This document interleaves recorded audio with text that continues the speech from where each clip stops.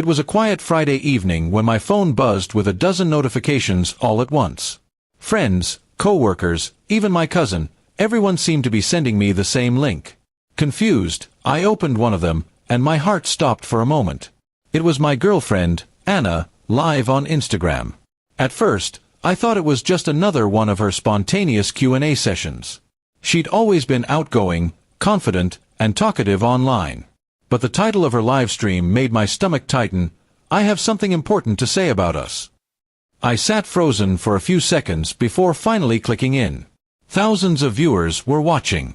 Anna sat in her living room, eyes bright but tense. "Hey everyone," she said, forcing a small smile. "So, a lot of you have been asking about my relationship with Mark. And, well, I think it's time to be honest." My name in her mouth felt heavy, especially with so many strangers watching. I leaned back on the couch, unsure whether to keep watching or call her right away.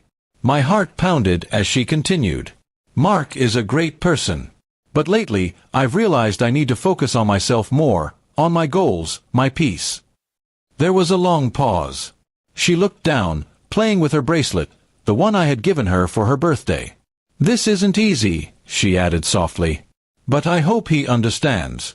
I'm doing this because I need to be real with myself and with all of you." For a few seconds, I couldn't breathe. It wasn't anger that filled me, it was sadness.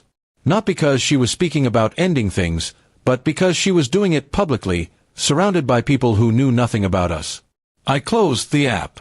I didn't want to hear the comments, the reactions, the endless speculation.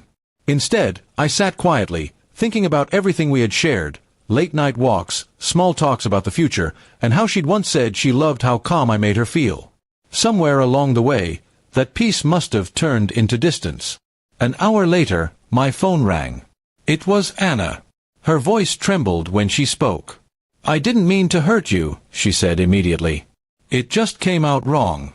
I was overwhelmed and thought going live would make me brave." I stayed silent for a moment, then said, "You didn't have to be brave for anyone but me." My voice cracked a little, but I meant it. If something wasn't working, we could have talked, just the two of us. We didn't need an audience. She began to cry quietly on the other end. "I know," she whispered. "I think I got lost in trying to prove something, not to you, but to myself." There was no anger left in me, only understanding.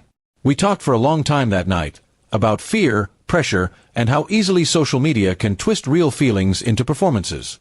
By the end of it, we both agreed to take some time apart, not as punishment, but as space to breathe. Days later, she posted a short note. "Sometimes we make mistakes trying to be strong in front of others. Real strength comes from honesty and humility." I didn't comment, but I smiled when I saw it. Months passed. We didn't get back together, but we stayed in touch, quietly, respectfully. And though that night hurt, I learned something important.